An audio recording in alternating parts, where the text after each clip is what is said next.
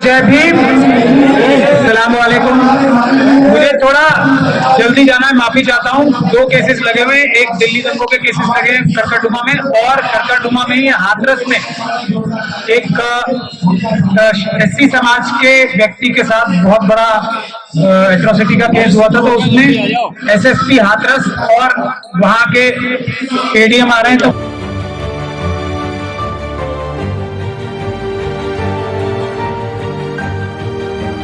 मुझे उनसे सवाल जवाब करने करकटडुमा जाना है, तो इसलिए मैं जल्दी जाने के लिए माफी मांग रहा हूँ आप सब लोगों से पहले, लेकिन वो काम भी जरूरी है।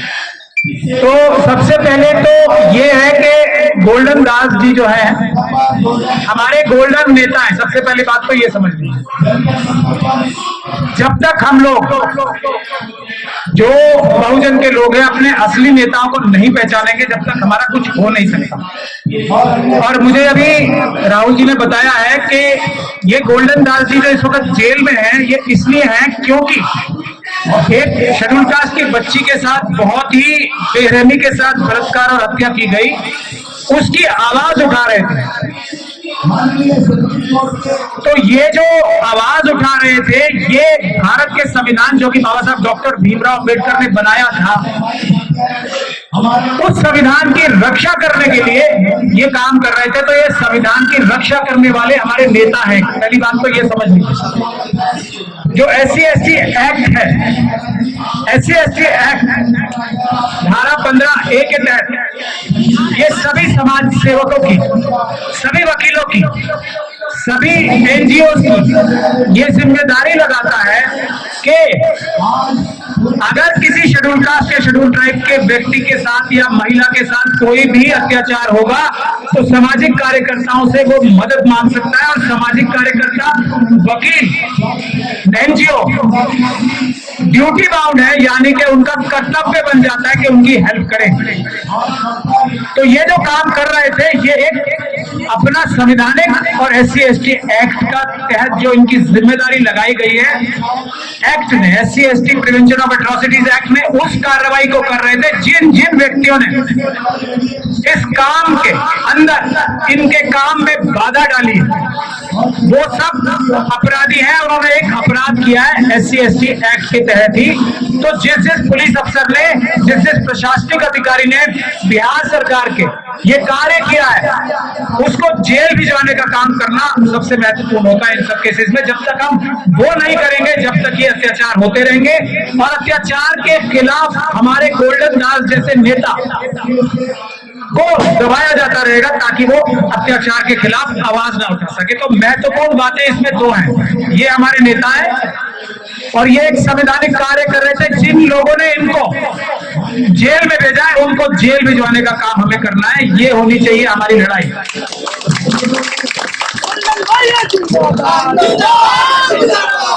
अब महत्वपूर्ण बात क्या है, सब लोगों को, अम्बेडकरवादियों को अपनी अपनी जिम्मेदारी निभानी पड़ेगी। सबसे पहले काम तो इनका था, एक बच्ची के साथ अत्याचार हुआ, इन्होंने अपनी जान हथेली पे रख के उसकी रक्षा की। ये काम करते करते जेल चले गए। इन्होंने अपने 100 में से 100 नंबर ले लिए।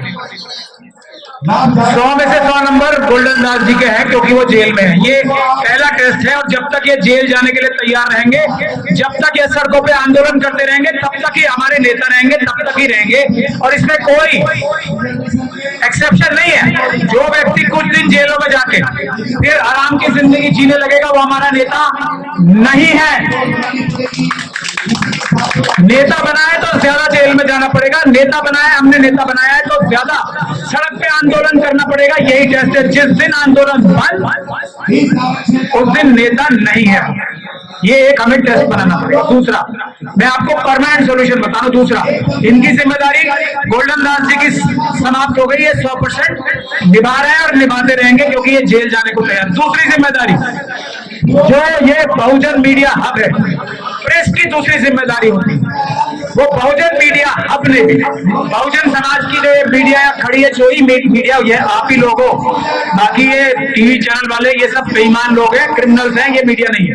आप सब लोग अपना फर्ज निभाने के लिए यहाँ जंतर मंतर पे ये मीटिंग बुलाई है आपने भी अपना फर्ज पूरा किया, लेकिन अभी फर्ज ये पूरा नहीं हुआ है। इस मुद्दे को ना सिर्फ गोल्डन दास जी के बल्कि उस बच्ची के मुद्दे को भी उसके अंजाम तक पहुंचाने की जिम्मेदारी मीडिया के लोगों की है। तब तक इस बात को लोगों को भूलने ना दें।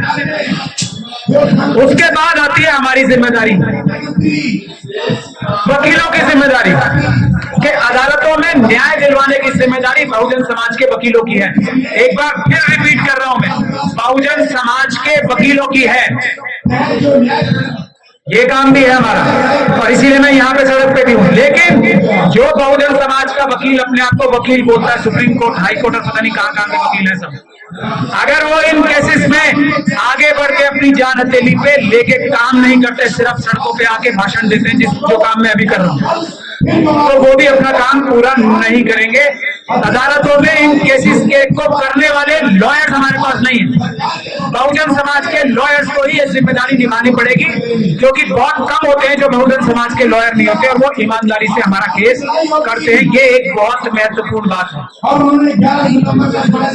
ये है 3 में बड़े बड़े मुद्दे और इसके लिए इस केस को भी हमें हर केस को मिसाली केस बनाना पड़ेगा, वरना जो कार्य हो रहे हैं और हर केस का जो अंतिम ताकत है वो मैं हर जगह बोलता हूं, यहां भी बोलूंगा, जो चुनाव जब तक मत पत्र से नहीं होंगे ये अत्याचार करने की ताकत किसी भी सरकार के पास रहेगी। आज बीजेपी और आरएसएस के पास जो ताकत है वो मत पत्र से चुनाव ना करा के ईवीएम के जरिए चुनाव कराने की है। तो हम अपने हर आंदोलन में ईवीएम का भी मुद्दा साथ में रखें, क्योंकि बुनियाद ये जहर फैलाने की ताकत जो आती है वो ईवीएम के जरिए आती है।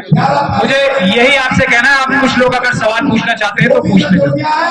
अगर हाँ, एक बात और मैं बोल रहा हूँ, जैसा अभी राहुल जी ने कहा था, नाथपाल जी ने, अगर ये मेरे पास आते हैं, ये मुझे वकील बनाते हैं गोल्डन दास साहब, तो जेल जाने की जो तैयारी है, जो SC/ST एक्ट में जिम्मेदार किसे बनाया गया इस प्रकार की, जो वो बच्ची के साथ एट्रोसिटी हुई थी उसमें चीफ मिनिस्टर तक को भी जिम्मेदार बनाया गया है। जो रूल 16 है उसमें जो मॉनिटरिंग कमेटी बनती है उसमें चीफ मिनिस्टर हेड करते हैं उसमें वहां के मेंबर ऑफ पार्लियामेंट, उसमें वहां के चीफ सेक्रेटरी, उसमें वहां के होम सेक्रेटरी होते हैं। तो ये इन सभी लोगों को अदालत में खींचने का काम हम करेंगे, अगर इसमें जैसा राहुल नागपाल जी बता रहे हैं कि अगर वो मुझे वकील करेंगे, और यही काम जिसे भी वकील किया जाए उस केस में रेप और मर्डर के बच्ची के, तो उसको उन सभी लोगों की जिम्मेदारी है, उन सभी को अदालत के कटघरे में घसीटने का काम वहां के लोकल वकीलों को करना चाहिए। यही मैं कहने आप लोगों के बीच में आया था। जय भीम, जय भारत, जय संविधान।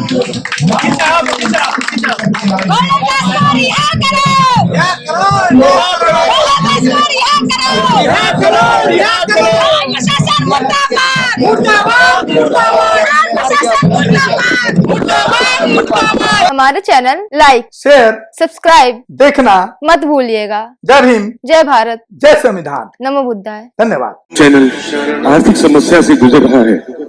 अगर आप बहुजन समाज में बाबा साहेब अम्बेडकर और तथागत बुद्ध की विचारधारा को अधिक से अधिक लोगों तक पहुंचाना चाहते हैं तो हमें आर्थिक सहयोग प्रदान करें, ताकि हम अपने चैनल के माध्यम से देश विदेश में समता, बंधुता, एकता और संवैधानिक अधिकारों को ज्यादा से ज्यादा लोगों तक पहुंचा सके।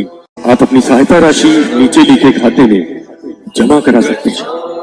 खाता धारक गौतम रत्न, खाता संख्या 3169576865 IFSC कोड SBIN 00603336, बैंक भारतीय स्टेट बैंक। आप हमारे बैंक खाते का विवरण स्क्रीन पर भी देख सकते हैं।